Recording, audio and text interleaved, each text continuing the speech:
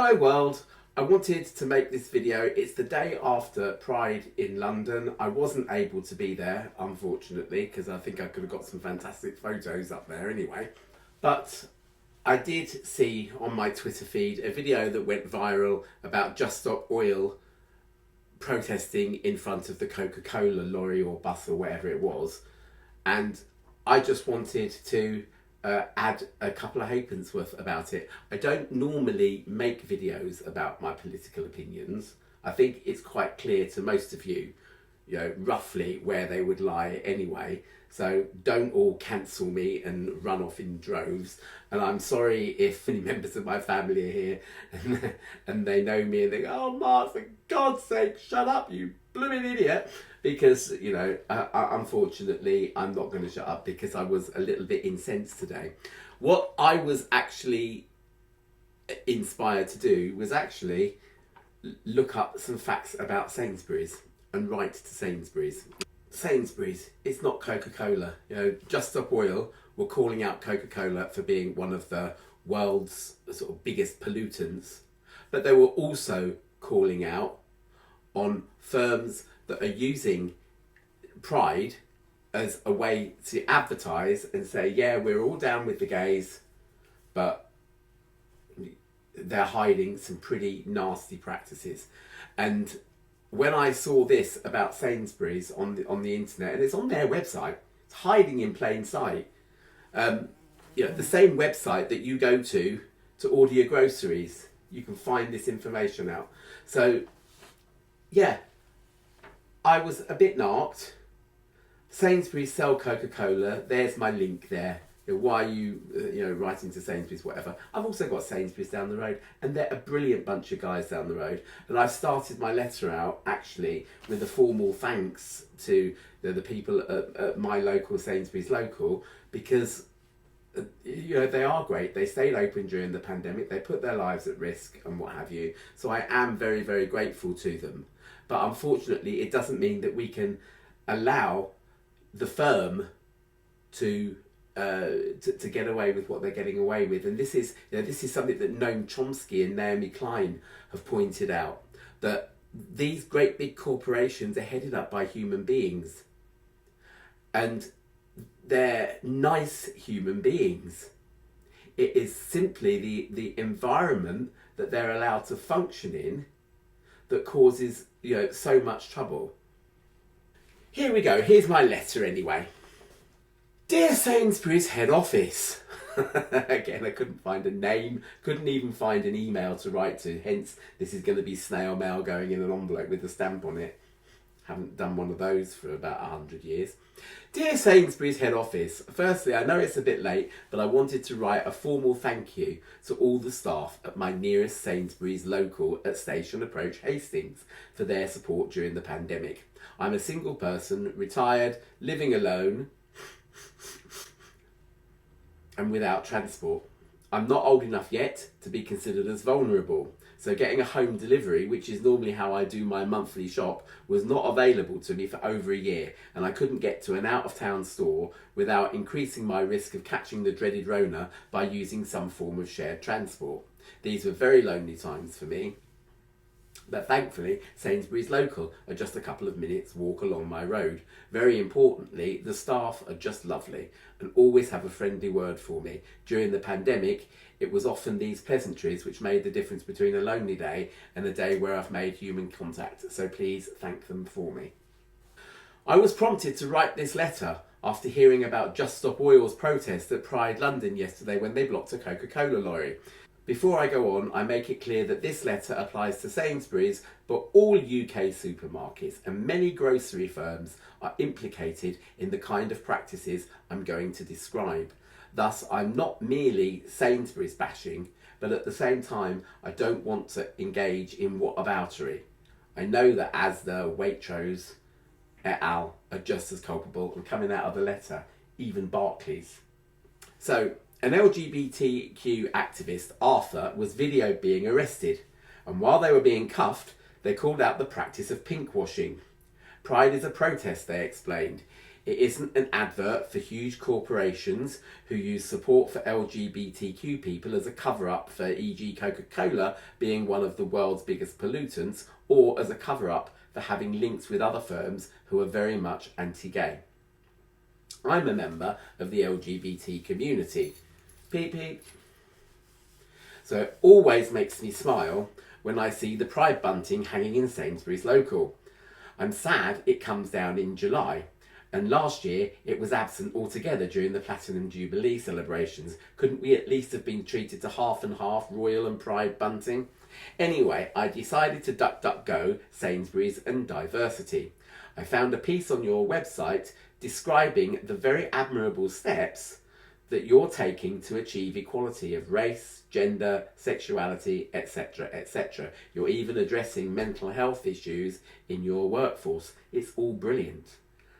I'd have no worries about getting a job in one of your stores and being an out gay man. No worries at all.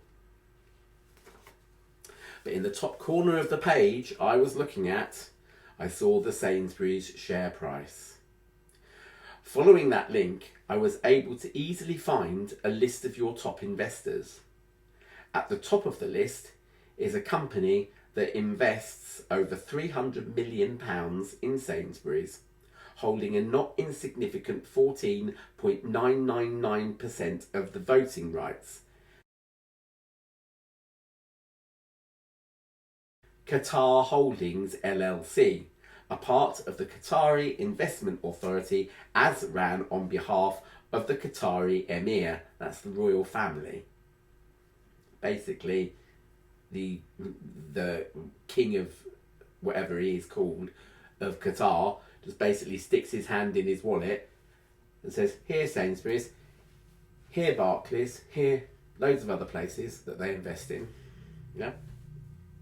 This is the same Qatar, where being LGBTQ is illegal and punished by beatings, long jail sentences, and even the death penalty. Footballers were told by FIFA not to wear the Pride rainbow armband as a form of protest. This is the same Qatar whose World Cup stadiums and extra transport infrastructure were built by foreign workers being paid subsistence wages, working shifts of many hours at a time in the blazing heat and being housed in squalor away from the main towns and cities. Employers confiscated passports. They made it difficult, if not impossible, for employees to change jobs or responsibilities. In short, Qatar used a slave labour force to get things ready for the World Cup in record time.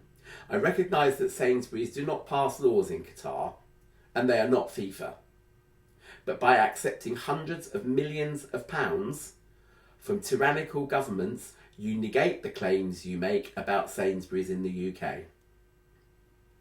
What gives Sainsbury's the right to display rainbow bunting in Sainsbury's local if their top investors by a long shot forbid people of any sexual orientation or gender identity to wear the same flag?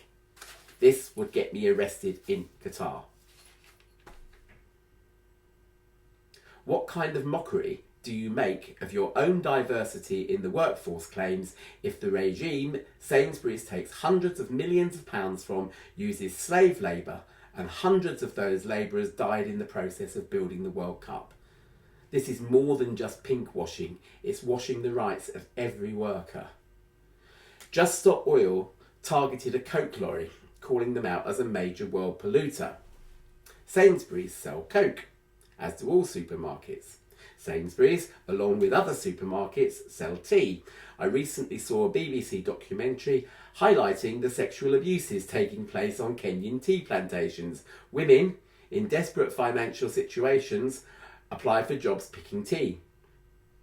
The supervisors basically say, we can have sex, you and then I might think about it. This has led to women being infected with HIV. Everywhere sells chocolate, but child labour on the cocoa plantations still exists in 2023. What's the solution? I don't believe it's to boycott certain products. That would only cause misery for millions of the poorest workers. I don't think JSO blocking a lorry will make much difference, except that it will annoy a lot of people who'd otherwise be sympathetic. But listening to JSO might prove a starting point. Have the conversation they are calling for, because right now food inflation is pushing millions into poverty, while supermarkets and food industry practices are a major contribution to global destruction. If Sainsbury's are going to accept investment from dodgy regimes, at least very publicly call on them to end their anti-LGBTQ persecution. Put conditions down before you do business with them. Put pressure on companies like Unilever, who make nearly every supermarket product known to man, including the tea I mentioned above. If supermarkets banded together and challenged the injustices I discuss here, we'd not only have a cleaner planet, but a much fairer one. These are not the times to put shareholders' dividends ahead of the needs of the planet and those who have to live on it. In the year 2100, there might not be a planet. And then I just sign off saying thank you so much for taking time to read this letter, and I look forward to your reply. Yours faithfully, Mark Pierce. And that's me done. As I say, I'm sending that off.